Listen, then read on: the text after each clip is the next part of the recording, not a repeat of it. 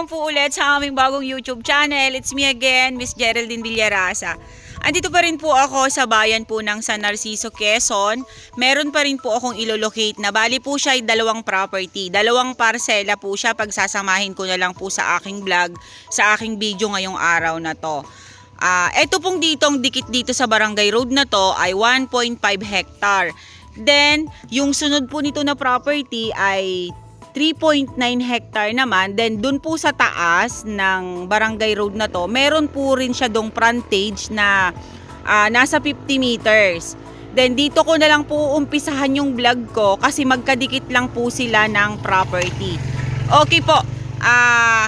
Yung pong 1.5 hectare mula po dun sa town proper ng San Narciso, Quezon hanggang dito po sa aking kinatatayuan ito, nasa 6 kilometers po ang layo niya.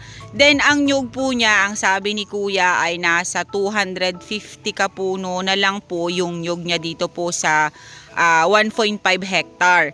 Then doon naman po sa 3.9 hectare na 50 meters po ang frontage dito sa Barangay Road na to, ay nasa 700 kapuno more or less po ang kanyang nyog. Kasi si Kuya po nakausap ko kanina, siya po yung nangangalaga ng 3.9 hectare.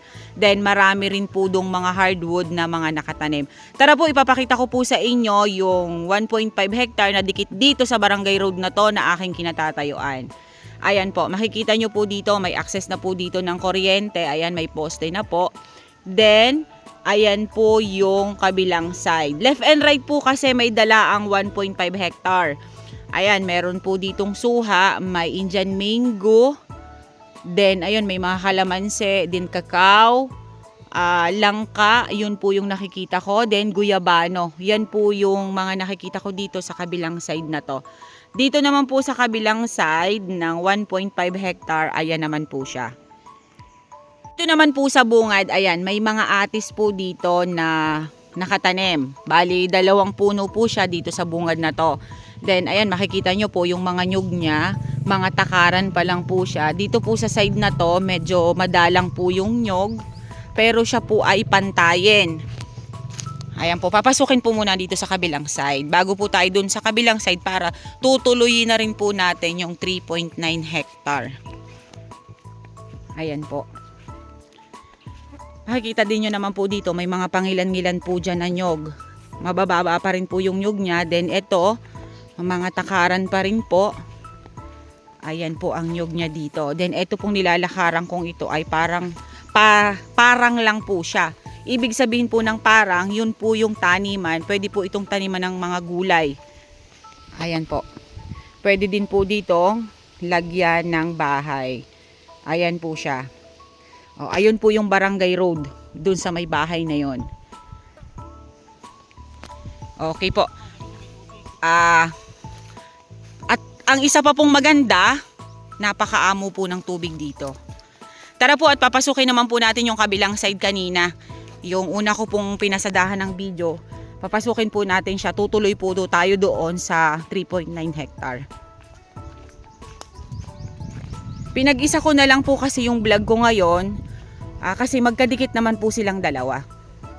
Pwede naman po kayong mag-cut lang. Halimbawa, ito lang pong 1.5 hectare. Pwede naman po ninyong i-cut lang to. Then yung 3.9, pwede din naman po ninyong yun din lang ang bilhin ninyo kasi meron din po yung frontage dun sa Barangay Road dun sa taas. Ayan po, may mga atis pa rin po dito sa side na to. Ayan po, yung source of water po dito, ayan po, so, hindi po siya natutuyuan, sabi nila Kuya. Ayan po, ito po yung kabilang side na sinasabi ko sa inyo kanina. Wad, ito'y kamansi, ano? Ayan po, ito po ay kamansi, yan po yung, bunga po niyan ay ginugulay. Then, ayan, meron na po Jimilina dito sa side na to. Mga ilang puno na rin po ito. Dito po ito sa 1.5 hectare.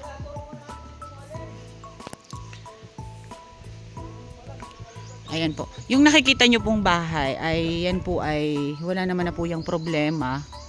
Kasi po yung pong caretaker nitong property, siya po ang may-ari ng bahay na yan. Pupuntahan po natin yung loob. Ayan, marami po siyang kalamansi. Doon sa kabilang side po kanina, mga namumunga po yung kalamansi niya, mga naninilaw na. Dito po sa bungad, yung pong nakikita ko talagang plat na plat po siya dito sa bungad na to. Ayan po yung Jimelina, ang lalaki na po ng puno niya. Ayan siya.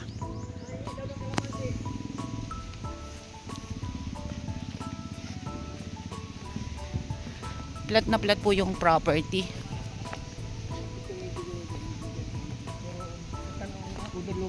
Apo. Yung nyug po niya, hindi pa po siya katayugan. Ayan po, eto pong side na to. Kasama pa rin po siya sa 1.5 hectare.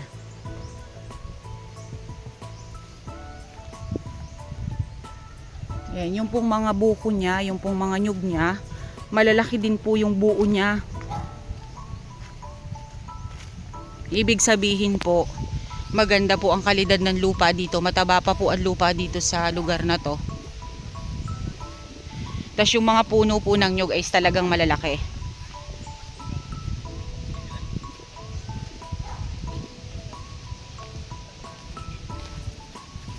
Ay ko.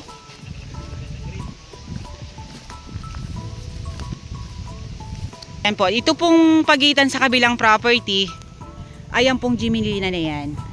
Kaya yan po ay sako pa rin po yan ng area. Ayun po, dito naman po sa loob, ayan, makikita po ninyo yung mga bagong nyog. Hindi pa po sila namumunga. Okay ma'am sir, eto na po yung end ng 1.5 hectare. Yan po, yan, diretso na yan. Siya na po yung end. Ngayon, ang pupuntahan na po natin ngayon is yung 3.9 hectare. Okay, yung pong 1.5 hectare, 100% flat. Kasi mula po dun sa kabilang side hanggang dito po sa side na to na pinuntahan ko, almost flat po yung property. Okay ma'am sir, eto naman po yung 3.9 hectare. Dito po sa bungad, makikita po ninyo, ayan, mga Jimelina po ang nakatanim dito sa bungad na to. Ayan po. Then, meron po siyang, tawag dyan ay kiat-kiat, ate. Ayan po, namumunga po siya, napakarami po niyang bunga. Naninilaw po yung iba. Then, napakalapit po nito sa dagat. Itong area na to. Overlooking po siya. Wala tayo kuyang pwedeng pagpwestuhan na maisusum ko ang dagat. Sige po, mamaya po ay isusum ko sa inyo yung dagat. Kasi isang property na lang po ang pagitan, dagat na po siya. Dito pa lang po ang lamig na ng simoy ng hangin. Kuya, anong mga puno to? Maulawin po. Alin po ang maulawin? Yan. Yan pong mga puno na yan is maulawin. Sabi ni Kuya. Si Kuya po kasi ang nangangalaga dito sa property na to. Okay po. Ipapakita ko po sa inyo yung shape naman ng lupa niya. Ito pong 3.9 hectare. Ayan, medyo po siya nag-slope po dyan. Patalibis po itong side na to. Pupuntahan ko pa po yung pinakamagandang parte. Ipinakikita ko lang po sa inyo yung pinaka-worst na parte ng isang property. Pero ayan, makikita nyo naman po, napakarami po niyang mga hardwood.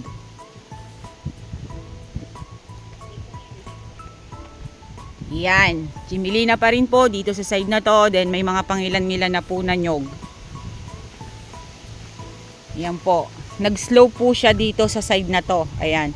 Basta po ito pong dinadaanan kong to, lahat po siya ay pa-slope ng konti. Hindi naman po talaga siya to sobrang talibis. Kumbaga po ay unhigh lang ang pagkakatalibis niya. Ayan po, Jimelina again, ang mga nandito. Napakarami po palang maulawin talaga dito na nakatanim sa property. Then, sabi po ni Kuya, dito sa side na to, marami po diyang mga maulawin na nakatanim na malalaki na. Then, ayan po ang mga nyog, medyo maliliit pa sila, mga takaran pa rin po. Then, eto yung side na to, ayan, may isa na po akong fruit bearings na nakikita. Indian mango po sa side na yan.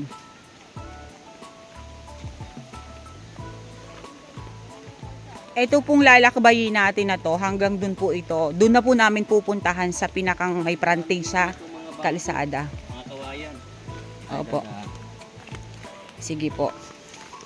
Ayan po. Ito naman pong side na to. Ayan, medyo umislant po siya ng konti dito. Ayan. Ito po, medyo po pumantay dito sa side na to. Itong dinadaanan po namin na to ni Kuya.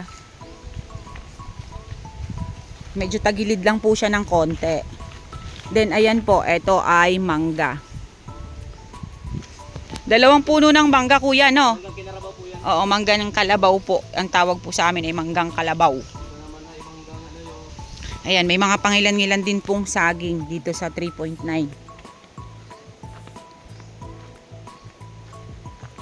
Okay, may nakita pa po akong sampalok. Nandun po yung may gimilinan na yun. Opo. Katertina, ano? Ayan po ang dagat siya. O, ayan na po ang dagat. O, ayan, ayan. Hindi lang po masyadong makita kasi nga po ay marami po siyang nyog na nakatakip. Pero rinig na po dito sa property ang ingay ng dagat. Ayan po, ito sampalok, itong side na to. Then ito naman po yung kanilang koprahan. Diyan po niluluto ang mga nyog na na-harvest dito every 3 months. Ayan po, makikita din naman po ninyo, napakarami po nilang bunot ng nyog. Kaya talagang marami pong nyog na nilalaman ng area na to. Ayan, timbo na timbong po ang nyog at saka ang bao. Ito naman pong bao, yan naman po ang ginagawang uling. Ito pong side na to, ayan, daranghita pa rin. Isa pa rin po siya sa fruit bearings. Then, meron pong avocado. Ito pong side na to, bangkal. Sa amin po kasi sa Lopez, ang sabi po ng matatanda, basta daw po may bangkal sa isang property, maamo po ang tubig dyan. Tubig po dito, may puso din dito. Totoo ba yun, Kuya? Na may tubig pag may bangkal? O, kahit din po sa kanila, ganun din daw po. Wala ba tayong ilog dito or sapa? May ano po, patay na sapa. Meron lang tubig pag ganun tag-ulan. Mayroon pong sapa pero nagkakatubig lang po siya pagka tag-ulan. Pero pag po tag-init ay wala.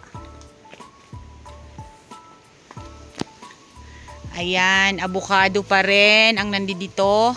And langka. Ayan po siya. At saka atis.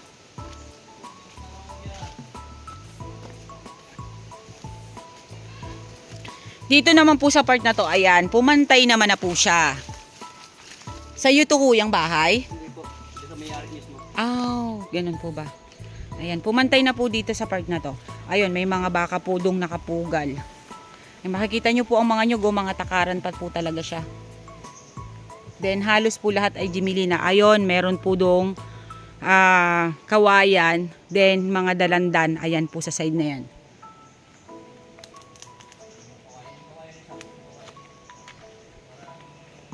Ayan po, dito naman po sa side na to, ayan, may kakao na po tayong ilang nakita dito na puno, then may langka pa rin. Then sabi po ni Kuya, yung kawayan na yon na natututukan ng aking camera, yan po ang boundaries nila, then pumagayon pa rin po siya, dumiretso pa rin na ganyan. Then yung po siguro yung sinasabi niyang sapa, na patay na sapa, na nagkakatubig lang pagka umuulan, then pag tag-init ay wala. Ayan po siya. Then, eto naman po yung kabilang side. Sagingan na po yan dyan. Opo, mga sagingan na po itong mga side na to. Pa rin dyan ang mga ano. Ayan, marami pong fruit bearings dito sa side na to. Dito na si Babo nito, may mga daranghita pa rin dyan. Opo, napakarami pong daranghita at saka langka. At saka anto kalamansi. Then, saging. Medyo lang po itong side na to ay maramo. Linisin lang po talaga siya.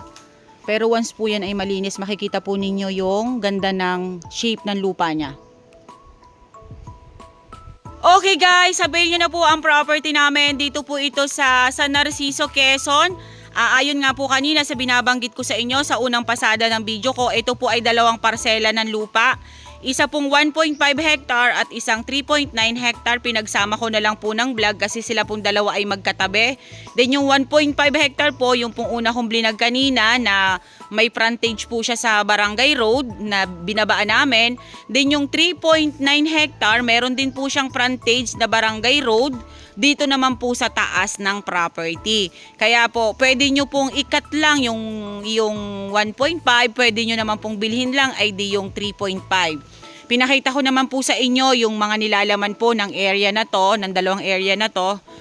Okay po, once again po ako po ulit ang inyong site locator. Avail nyo na po ang property namin. Ako nga po pala ulit si Miss Geraldine Villarasa. Huwag nyo pong kalimutan na i-like and share ang aking mga video at paki-subscribe na rin po lagi ng aming YouTube channel upang kayo po ay laging update sa aming mga vlog, sa aking mga vlog.